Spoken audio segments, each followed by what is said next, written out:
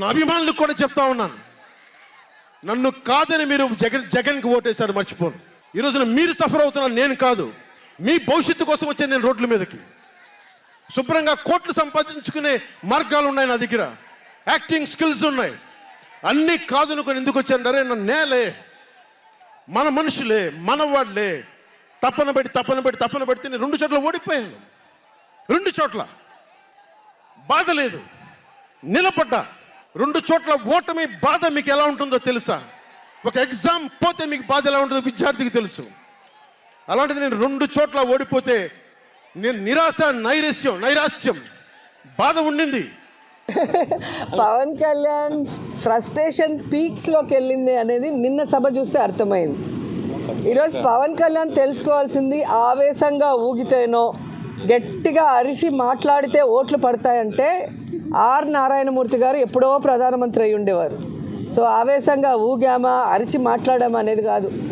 మనం పార్టీ పెడితే ప్రజలకు ఏం చేయబోతున్నాం అనేది చెప్పాలి. ఆ అధికారంలో వచ్చే క్రమంలో ప్రతిపక్ష నాయకుడిగా ఏం చేశామనేది ఇక్కడ ప్రజలందరూ కూడా గమనిస్తారు. పార్టీ పెట్టి ఎన్నేళ్ళయింది? దాదాపుగా జగన్ గారు పార్టీ పెట్టిన దానికి, పవన్ కళ్యాణ్ పార్టీ పెట్టిన దానికి 1 ఇయర్ తేడా ఉంటుంది అంతే. మరి ఈరోజు జగన్మోహన్ రెడ్డి గారు 151 సీట్లతో తిరుగులేని ముఖ్యమంత్రిగా ప్రజల ఆశీస్సులతో ఎలా అయ్యాడు? ఊరికే అయిపోలేదుగా. మరి నువ్వు కనీసం 2 చోట్ల నించుంటే 2 చోట్ల కూడా ఎమ్మెల్యేగా గెలవలేకపోయావు అంటే అర్థం చేసుకోవాలి. ఈరోజు సిగ్గుచేటు ఏంటంటే, ఒక పార్టీ ప్రెసిడెంట్గా ఉండి 24 సీట్లకే పరిమితం అయిపోయి మళ్ళీ క్యాడర్ని తిడతాడు. మనకెక్కడుందయ్యా బూత్ కమిటీలు?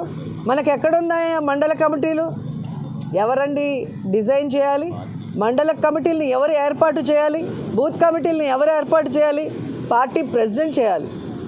నువ్వు పార్టీ ప్రెసిడెంట్ అని పేరుకే తప్ప ఏ రోజైనా పార్టీ నిర్మాణ పనులు చేసావా? నీ తప్పుని ఈరోజు కార్యకర్తల మీద, జన సైనికుల మీద రుద్దాలని నీ ఫ్రస్ట్రేషన్ని చూపించడం అనేది సిగ్గుచేటు. ఈరోజు ముష్టి 30 సీట్లు కూడా తెచ్చుకోలేని నువ్వు నిన్న జగనన్నని అతపాతాలానికి తొక్కుతానంటున్నావు. నువ్వు చంద్రబాబు నాయుడు దగ్గర ఊడిగం చేస్తూ ఈరోజు అధపాతాలానికి వెళ్ళావు అనేది నిన్న మీటింగ్తో స్పష్టంగా అర్థమైపోయింది.